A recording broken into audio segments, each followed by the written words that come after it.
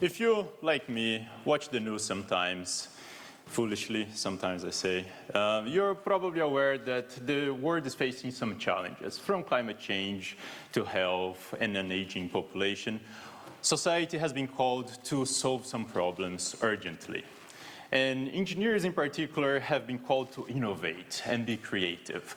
And the challenge is that something that probably you have all heard before is that we have to think outside of the box. And I'm sure that you have heard that, so much so that I invite you to raise your hands if you have heard this phrase before.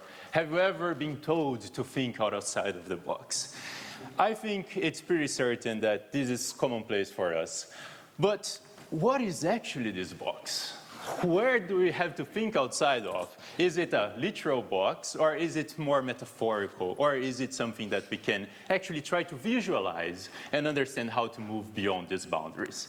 Actually, if you are in design research, such as myself, we can look to the concept of design spaces, which are these abstract concepts that we have all of the possible designs that exist in a specific area. We have routine designs, and we have the ones that are more creative. If you want to take a look at that more concretely, for instance, we can collect some structures that people created, like bridges and so, and then we can analyze them and try to find a way to do that more systematically. And in order to do so, I developed a method that analyzes this and creates this sort of visualizations. This shows each point here is a solution, something that someone created to solve a problem. And we see here, keeping track of what different people have created, we see that they explore different areas of this design space. They explore the box a little bit differently. Perhaps we want to understand what the person that explored the smaller area was thinking when they were engaged in this activity.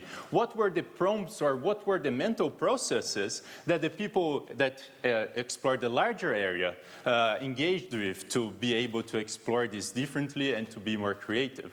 So this is extremely important because we can use this as a feedback tool in our educational system, so we can teach people to be more creative when engaging in problems, and we can also give them feedback in actual design tasks when they are creating new solutions. And if all else fails, and if you only remember one thing, perhaps next time that you think outside of the box, you might remember of these design spaces. Some questions, please.